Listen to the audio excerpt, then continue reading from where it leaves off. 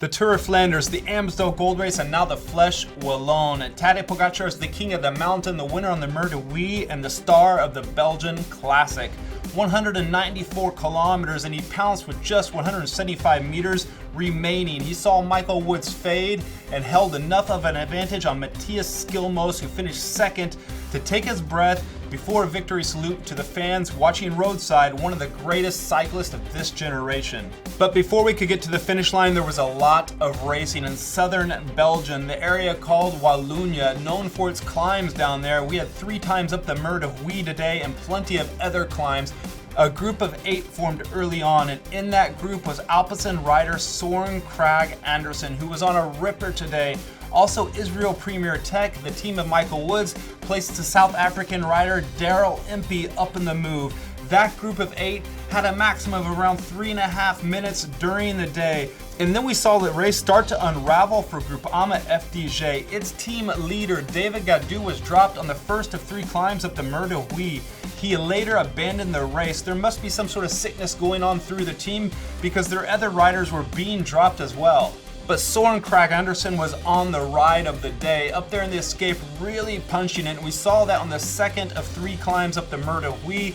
He was driving it. Only George Zimmerman could follow, and he was doing his best to even hold on back behind the team of UAE Team Emirates, working so hard for Tadej Pogacar all day, with Vagrid Stacklangen, Felix Groschachner, George Bennett, Mark Hirschi, Diego Ulissi. The team was riding hard on the climb. We saw EF Education start to come up, and we saw Lysenko's team Astana also ride to the front.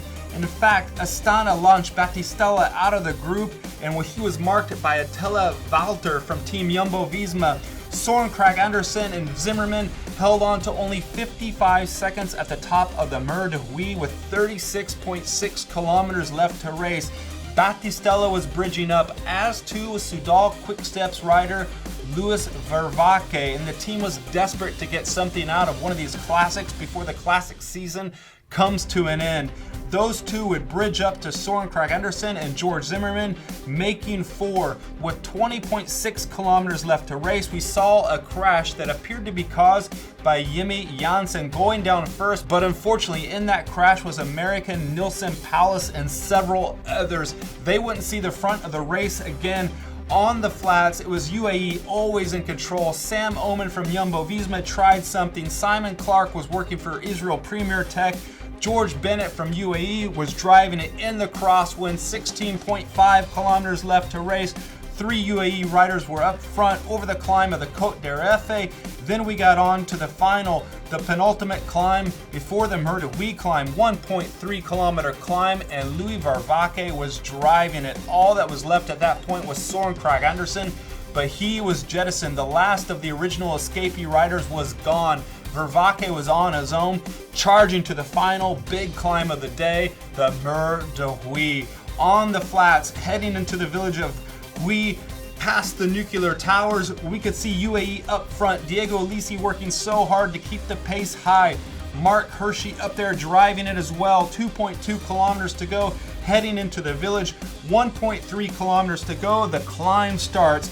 8 seconds remain only for Vervaeke at the start of the climb. Israel Premier Tech comes up to the front, working for Mike Woods, and they work well. It's Simon Clark that catches Vervaeke with 1 kilometer left to race. Woods keeps leading. In fact, he closes out an early charge by Bardet up on the right. He shuts him down. It's Woods who keeps going. Off on the left, we saw Pitcock try some attack, but it was Bardet in the black DSM colors, the Frenchman going for a long drive.